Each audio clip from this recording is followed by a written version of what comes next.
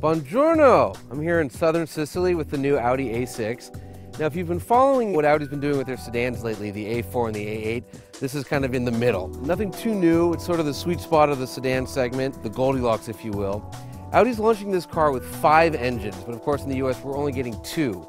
The carryover 3-liter supercharged motor, although they are bumping up the horsepower from 300 to about 310. The torque stays the same at 325. We're getting that motor with an 8-speed automatic transmission. Now, in the rest of the world, you'll be able to get that motor with a 7-speed dual clutch, but for whatever reason, Audi feels that we don't need it, we don't want it. They're also going to give us a 2-liter turbocharged motor, 211 horsepower, 258 pound-feet of torque, front-wheel drive only when it launches, and it comes with a CVT, or as Audi calls it, a multitronic transmission.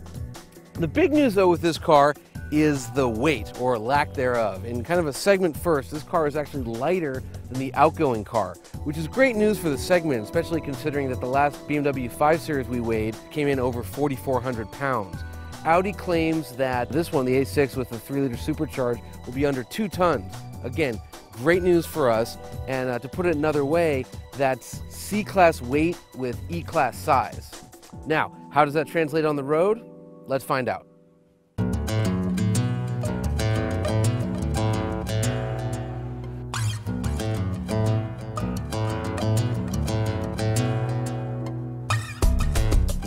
Once inside the A6's luxurious cabin, you're faced with an orgy of technology. In fact, it's possible to push, pull, prod, doodle, and twist buttons for 50 miles without once thinking about the art or act of driving. Let's start with the stuff that isn't shared with other Audis. Like Infiniti and Mercedes-Benz, Audi has decided that an active lane departure system is in the best interests of its customers. Unlike Infiniti and Mercedes, however, where the opposite rear wheel's brake is squeezed, yanking the car back into line, the Audi method actually uses the electric power steering motor to turn the wheel. Spooky stuff to us driving purists, but yes, you can turn the feature off.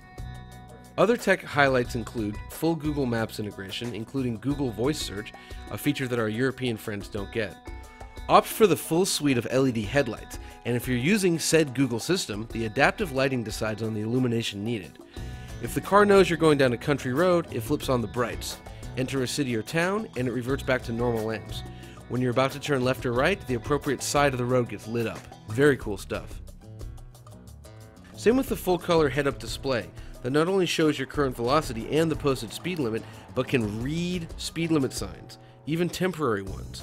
This is incredibly useful in Sicily, where, like the rest of Europe, speed limits can change 13 times in as many kilometers. The bad news? You can't see the heads-up display if you're wearing polarized sunglasses. Finally then, we get to how the A6 drives. Not bad. The new car is lighter, but 80 pounds doesn't mean much in practice, especially if the old version isn't there for a comparison. Like the A4 and the A8 before it, the new A6 has a Drive Select mode. Unlike the 2 earlier cars, there's now an Eco mode that replaces the virtual throttle cable with a piece of yarn and shifts into top gear by 16 miles per hour. I absolutely hated it and shut it off after 40 yards.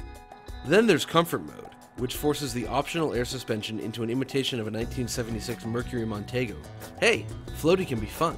Besides, it's a very comfortable way to travel, even over the fairly harsh expansion joints that are a trait of Sicily's numerous bridges. Then there's Dynamic mode, which fully sharpens the throttle response, holds gears so the engine note can infiltrate the overly quiet cabin, hardens up the dampers, and reweights the steering. Oh yeah, the steering.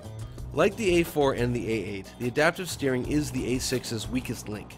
Overboosted and sloppy in Comfort mode, artificially heavy, uncommunicative, and just plain sketchy in Dynamic mode, and God knows what you're going to get in Auto mode, the whole apparatus is the A6's Achilles heel.